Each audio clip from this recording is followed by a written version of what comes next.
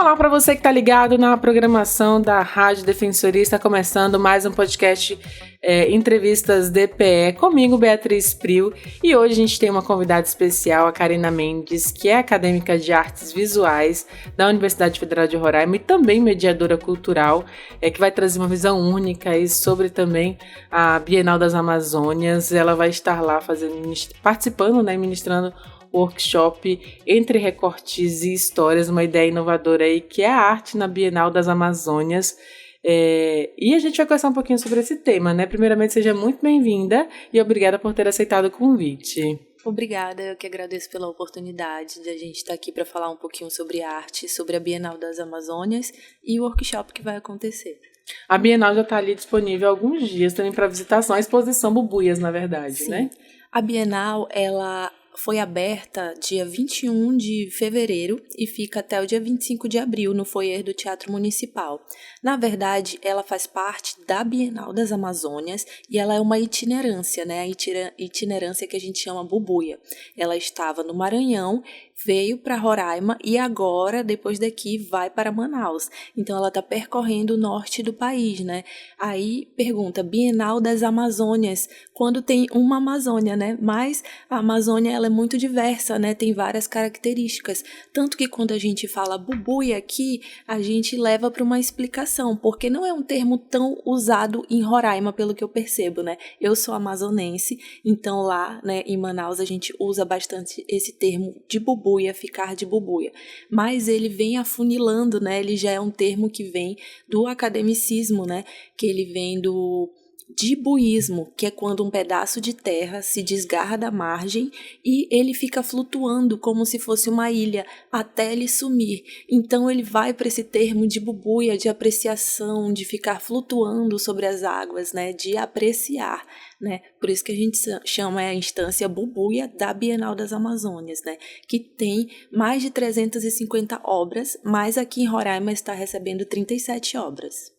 Inclusive, estive lá prestigiando a exposição de Bubuias, e aí eu li também o conceito lá, a explicação Bubuia, e fiquei encantado, porque eu uso a palavra Bubuia, né? Tô aqui de Bubuia, e aí pude entender, então, por trás ali o significado e achei maravilhoso, interessante. Eu nem sabia que não era falado em outras regiões do país, eu achava que era, né, um termo que todo mundo no Brasil usava, mas descobri que é um termo amazônico, né, um termo utilizado, veio do Pará, né, se eu não me engano? Sim, do Valdemar de Souza Pinto, né, ele que foi desenvolvendo, né, esse tema, esse termo, né.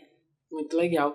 E aí você vem durante essa exposição também da Bienal das Amazônias, ali na exposição, você vai fazer um workshop também, que é esse que nós vamos conversar agora, que é o workshop Entre Recortes e Histórias. O que é de fato esse workshop? Dentro das programações da Bienal das Amazônias, começou essa semana várias rodas de conversa, né, sobre saberes ancestrais, né, levando o tema a Amazônias, né, e mais voltado para cá, para Roraima, porque é onde nós estamos. E no sábado vai haver duas oficinas, né, um com a Daia Roraima, que ela vai falar também sobre os saberes ancestrais macuxi, né, panelas de barro, a vovó barro, e eu vou falar, né, um pouquinho sobre a linguagem de colagem, né, que temos lá uma obra, né, do Marinaldo Santos, que é em assemblagem, mas esse artista, ele trabalha com colagem.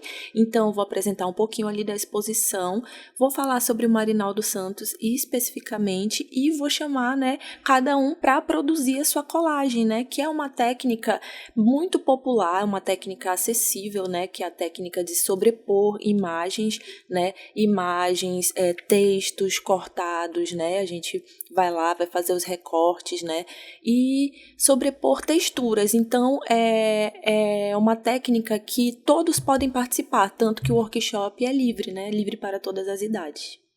E isso é muito bacana, né, a gente vê aí o aprofundamento, né, nesses saberes, o conhecimento da Amazônia. E, além disso, né, o que vai ser ali, vai ter talvez uma dinâmica, uma troca mesmo, porque a gente vê ali, como é que isso vai funcionar na prática?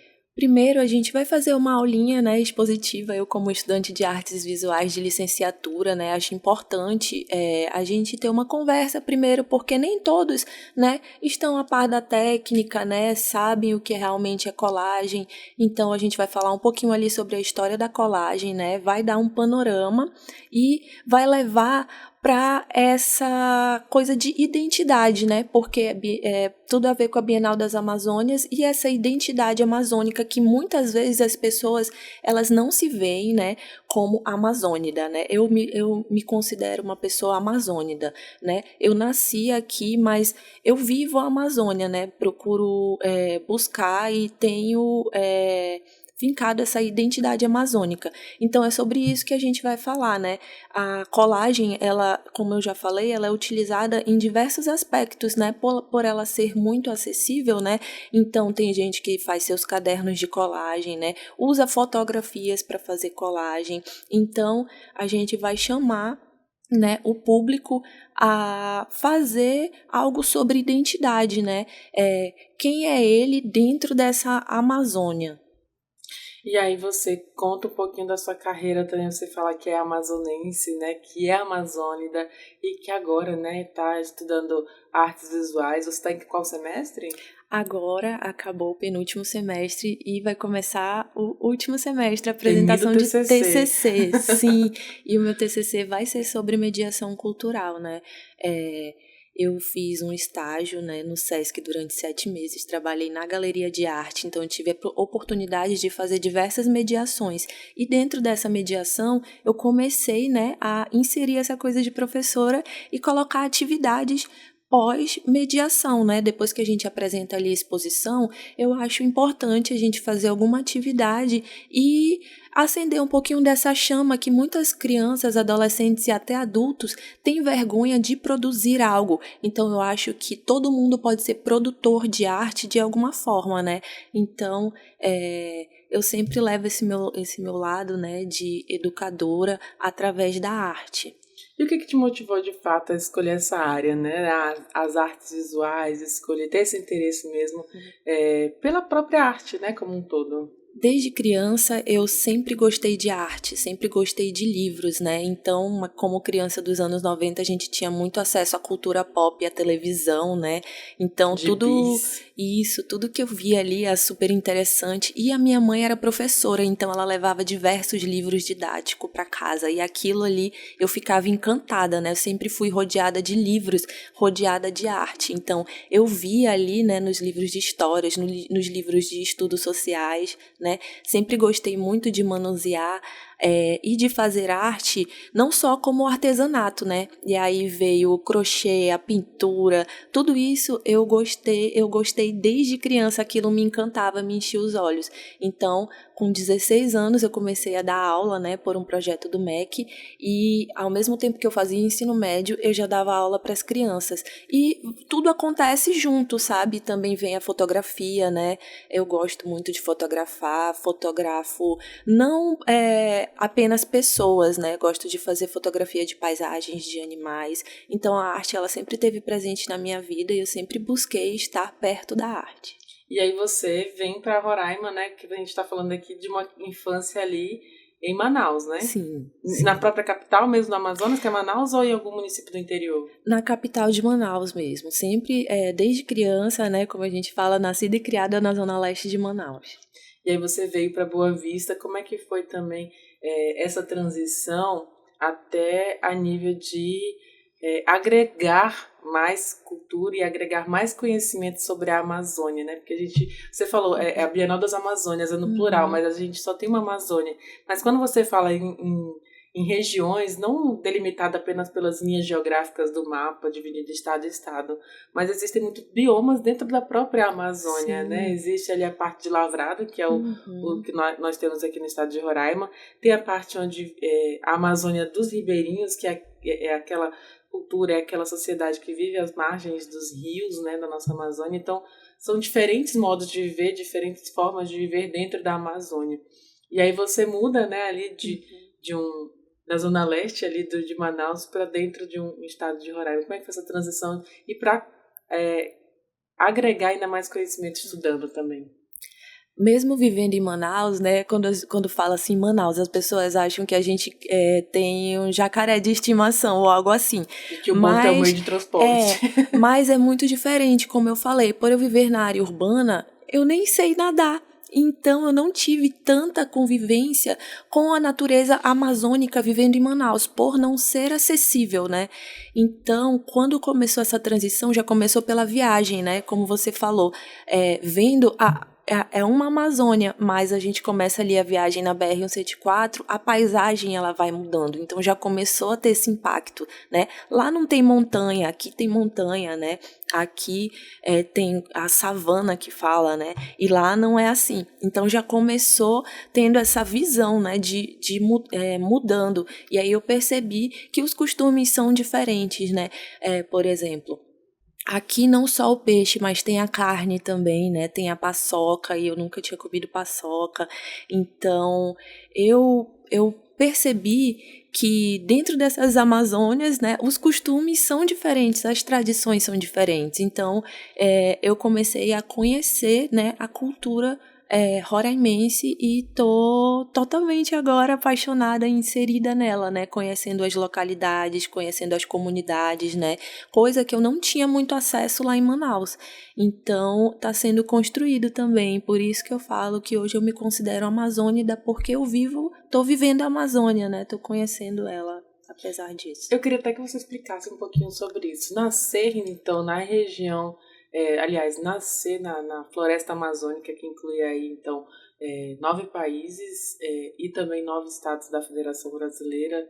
Eu gosto sempre de lembrar isso, né? Porque tem gente que pensa que é só a região norte, mas ainda inclui parte do Mato Grosso e parte do Maranhão, onde a Amazônia ali se delimita, e ainda os países acima aqui, Venezuela, Guiana, né, a Colômbia, que também agregam parte da floresta amazônica.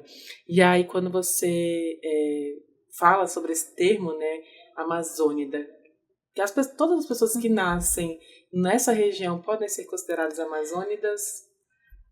Até podem. E quem não é nascido nessa região, mas vive a Amazônia ou viveu nela também pode, né? Eu conheci esse termo, né, na universidade, em uma disciplina que fala sobre a Amazônia, né, através da professora Eli Makushi, que não é daqui, né?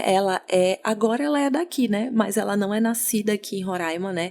Ela veio de São Paulo, mas ela também começou a viver a Amazônia e se inserir nela. Então, a amazônida é esse termo de quem vive a Amazônia, né? De quem vive nela e vive a Amazônia.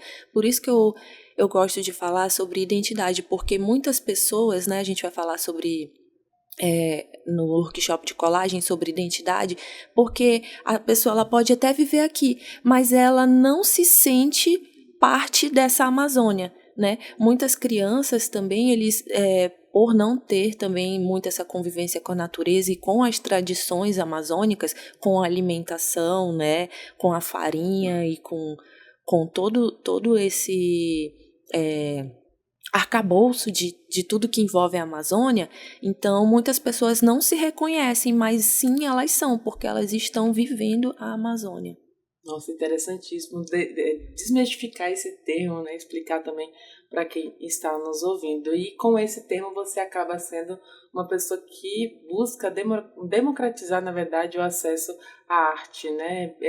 Na verdade, eu queria até perguntar, né? Quais são esses maiores desafios que você encontra, né? Como difusora, como mediadora, né? Como essa pessoa aí que é uma pessoa que busca desburocratizar, né, esse acesso à arte, à cultura, à educação cultural.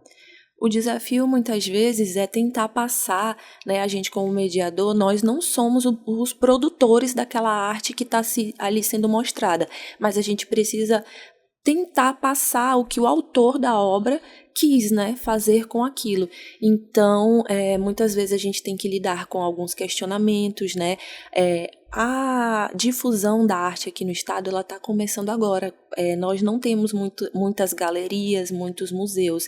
Então, às vezes, a pessoa ela se depara com uma obra que ali não significa nada para ela, né? Ela tá olhando ali, mas ela tenta buscar, né, algum significado. Então, o desafio é trazer algum significado para aquela pessoa, para ela não sair dali só com aquela imagem visual. Ela tem que sair da exposição com algum entendimento, mas que esse entendimento seja acessível a todas as pessoas, sem usar termos muito difíceis, porque tem pessoas de diversas faixas etárias, né, e de diversos círculos sociais que às vezes não têm um entendimento, né, mas ela pode aprender algo se for acessível. Então, um pouco de desafio é trazer essa acessibilidade dentro da arte para as pessoas. Que legal. E aí a gente fala um pouquinho sobre esse impacto também da Bienal das Amazônias aqui em Roraima. Com isso que você está falando também, né, sobre poder alcançar esse público e trazer uma linguagem simples, né? Qual é o impacto, de que forma que você acha, né, e tem visto como mediadora que a Bienal das Amazônias, a exposição Bubuias ali, ela tem surtido realmente no desenvolvimento artístico aqui de Roraima? Dentro das visitas, né, a gente vê o encantamento das pessoas e a curiosidade que elas têm a partir daquilo, né? Então, a gente vê que as pessoas, elas saem de lá diferente, né? Quem vai visitar a exposição. E elas vão passando de pessoa para pessoa. Às vezes ela nem foi ali para ver a exposição, ela foi para fazer outra coisa, mas ela para lá pela visualidade, e aí ela sai de lá diferente, fala, eu vou trazer a minha neta, vou trazer o meu sobrinho para mostrar a exposição para ele. Então eu acho que é um impacto primeiramente visual e depois é aquela coisa que fica ali, né? A pessoa, tem gente que fala assim, nunca entrei numa galeria, mas hoje eu tive a oportunidade, nossa, eu nunca tinha visto uma obra de arte, mas hoje eu tive a oportunidade de aprender um pouquinho e falar sobre arte com você. Que lindo, né? E aqui em Roraima tem muito isso, de uns anos para cá que começou mais a difundir as exposições, né? Mostras, né? Galerias, até por meio do Sesc, que você falou que foi mediador ali. Mas teve gente que nunca conseguiu ir, né? Tem gente que talvez nunca tenha conseguido até chegar ao Sesc, né? Ao teatro, e nunca saiu de Roraima também para ir conhecer exposições Brasil afora. Então, essa é uma oportunidade gigante, né, que se tem aqui no nosso estado de fazer crescer. E aí a gente volta um pouquinho também para o workshop, porque o workshop você fala de uma técnica, você até mencionou logo no início da entrevista, mas assim, queria até que você contasse um pouquinho, né, como é que é trabalhar essa técnica, trazer a identidade amazônica, né, para a colagem, visto que tem uma origem muito longa, né, a técnica da colagem. Sim, a técnica da colagem, ela é considerada uma técnica de um movimento moderno, né? Dentro do cubismo, com Georges Braque, tem a primeira colagem, né, que é considerada a primeira colagem, que é de 1912, que o nome é Fruteira e Copo, que é do Georges Braque, de 1912, né? Eu até também trouxe a colinha, né? A foto. E a segunda, que é do mesmo ano, que é de um artista muito conhecido, que é o Pablo Picasso, né? Simples assim, né? E o nome é Copo e Garrafa de Suzy, onde ele utiliza que a gente chama de técnica mista, né? Que é a colagem com desenho, né? O Picasso, ele fazia diversos estudos, ele passou por diversas linguagens da arte, né? Até ele chegar ali no que é mesmo a característica conhecida como do Pablo Picasso, mas foi um autor, né, um artista importante que utilizou essa técnica de colagem, e aí ela foi difundida em diversos movimentos, né, da arte, da arte moderna, né, do que a gente considera arte contemporânea, mas por ela ser mais acessível, né, e a produção de arte, porque ela passou a sair daquela coisa, não precisamos mais pintar paisagens, não precisamos mais fazer retratos, né? Lógico, né? Sem invalidar, né? Essas características da arte, mas a arte moderna, a arte contemporânea, ela leva para outro lugar, para o campo do pensamento, né?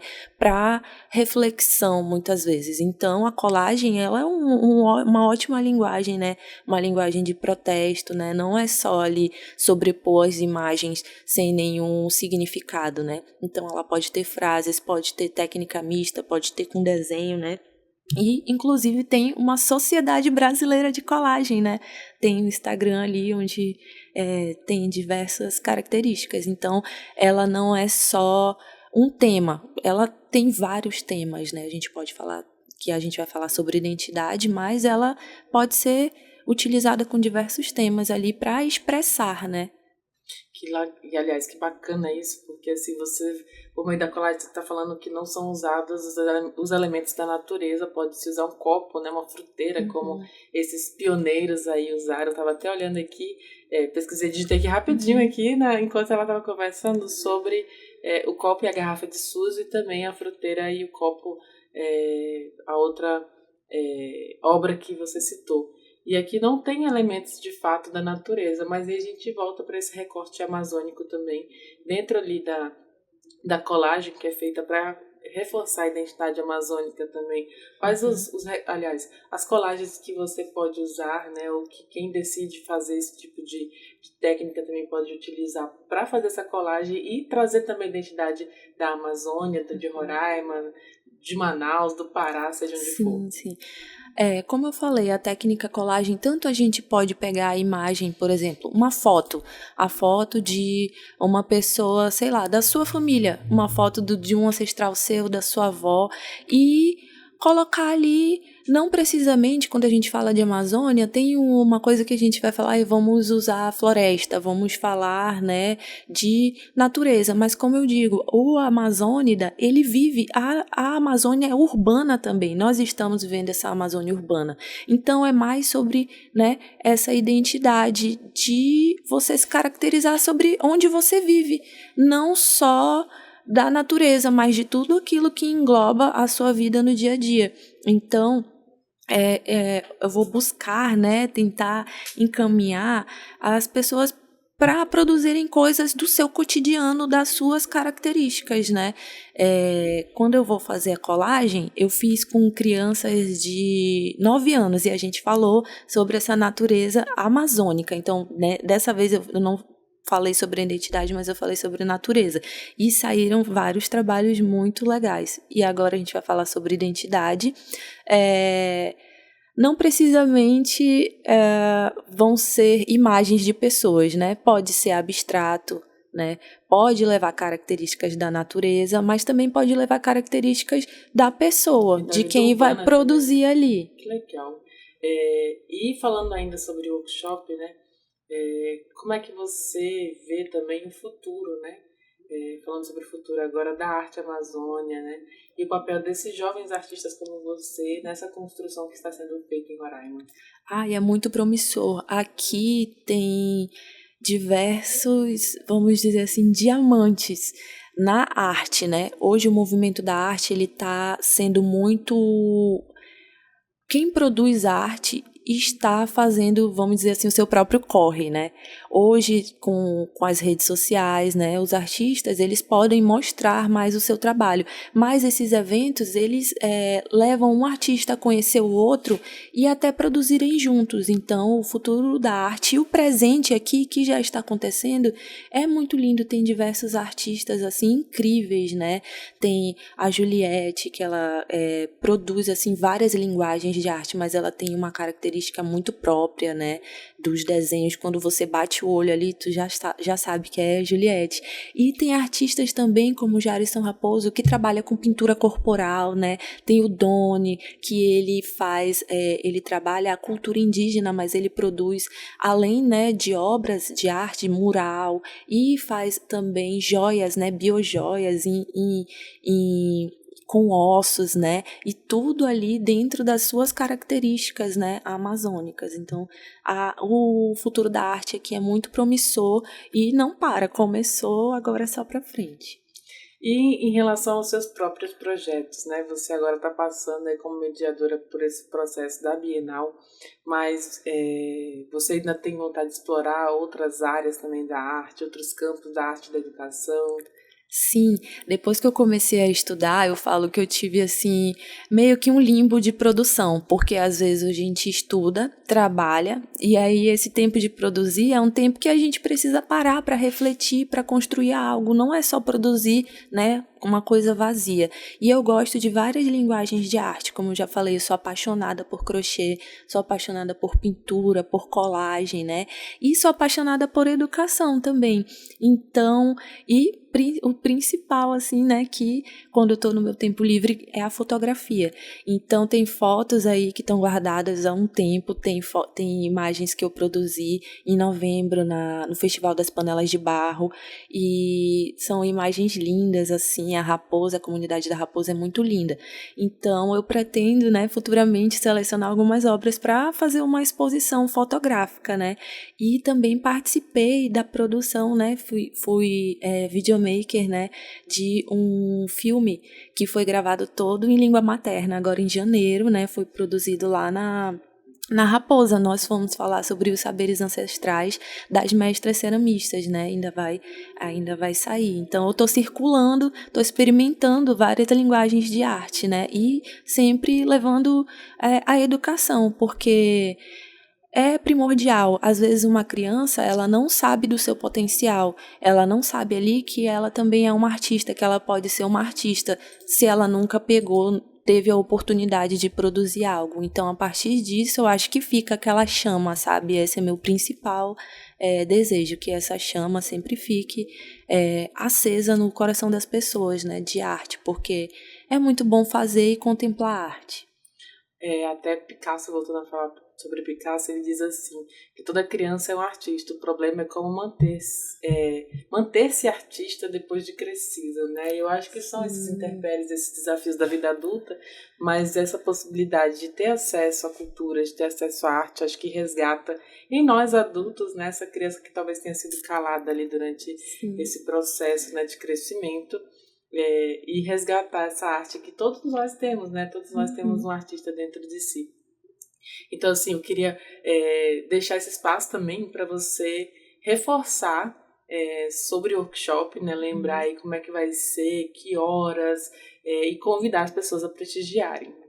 Então, eu convido todos os ouvintes, né, a participar do workshop dia 22, sábado, às 15 horas, no foyer do Teatro Municipal, entrada pela frente mesmo.